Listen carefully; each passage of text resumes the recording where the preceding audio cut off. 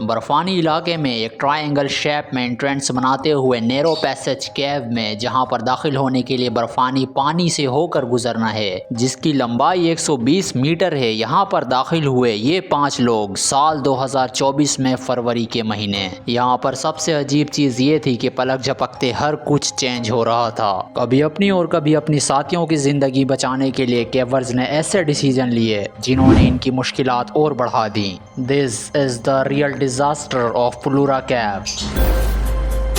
काई कानकानीन दुनिया भर में एक फेमस और एक्सपर्ट डाइवर के तौर पर जाना जाता है। काई कानकानीन ने साल 2013 में अपने दोस्तों के साथ अंडर वाटर एक्सप्लोरिंग में अपनी जिंदगी में पहली बार ट्रेजेडी को फेस किया। डाइविंग करते हुए काई ने नोटिस किया कि उसका दोस्त काफी समय से मूव नहीं कर रहा और उसका ऑक्सीजन रेगुलेटर भी उसके मुंह से गिर चुका है। ये देखते ही काई ने फौरन ही अपने दोस्त को उठाया और एग्जिट के रास्ते की तरफ चलने लगा। पानी से बाहर निकलते ही काई ने फौरन ही रेस्क्यू टीम को मदद के लिए बुलाया। काई के दोस्त की जान बचाने के लिए एक हेलीकॉप्टर चंद मिनटों में ही वहां पर मौजूद था, लेकिन तब तक काई का दोस्त मर चुका था। इसके बाद काई की जिंदगी में एक और ऐसा ही हादसा पेश आया जिसमें इसने अपने एक और डाइविंग पार्टनर को खो दिया। अब तक काई कानकानीन सिर्फ अपने शौक के लिए डाइविंग करता था, लेकिन अब ये उसका पैशन बन चुका था। इस हादसे के बाद काई ने इसी वाटर में डाइविंग के लिए अपने दोस्त पैट्रिक ग्रोंक्विस्ट, यारी और वेसा रेंटैनिन के साथ आया। इन डाइवर्स की टीम में कोई भी ऐसा डाइवर नहीं था जो कि इनएक्सपीरियंस हो। तमाम डाइवर्स फुल्ली स्किल्ड और हाईली क्वालिफाइड डाइवर्स थे।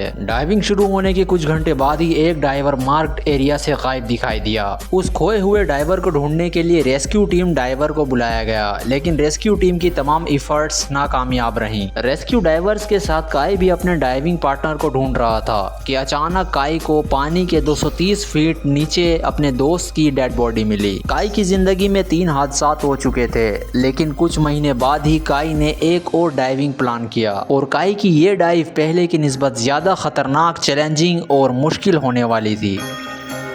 दरअसल ये डाइविंग एक दरिया जिसका नाम पुलूरा रिवर था उस पर प्लान की गई थी। ये दरिया जिस इलाके में है उसे पुलूरा ग्रूटा कहते हैं और ये दुनिया की एक ऐसी वाहिद दरिया है जिसमें सबसे ज्यादा पानी से भरे हुए केव हैं। प्लानिंग के बाद डाइविंग के लिए पुलूरा रिवर की तरफ सफर का आगाज हो जाता है। क्योंकि ये महीना सितंबर का था और नवंबर दिसंबर में पुलूरा रिवर में डाइविंग करना मौत को दावत देने के मुतरादिफ है। ये पुलूरा केव की रियल फुटेज है। काई ने इससे पहले भी इस केव में डाइविंग की थी, लेकिन उस वक्त काई ने लिमिटेशन के साथ डाइविंग की थी। काई ने इस बार डाइविंग के लिए जो टीम तैयार की थी उसमें 42 साल के पैट्रिक ग्रोंक्विस्ट भी हैं। इसी के साथ 33 साल का एक पार्टनर यारी और 42 साल का एक पार्टनर वीसा और एक और डाइविंग एक्सपर्ट जिसका नाम यारी यू था। ये पांचों डाइवर्स फुल्ली स्किल्ड और हाईली क्वालिफाइड डाइवर्स थे। नेशनल और इंटरनेशनल लेवल पर भी ये लोग क्वालिफाइड डाइवर्स माने जा चुके हैं। ये पांचों डाइवर्स इससे पहले भी इस तरह की डाइविंग कर चुके थे, लेकिन इस डाइविंग में ये लोग 320 फीट नीचे पुलूरा रिवर के जाने वाले थे। काई और यारी ने मिलकर एक अनऑफिशियल रिकॉर्ड सेट किया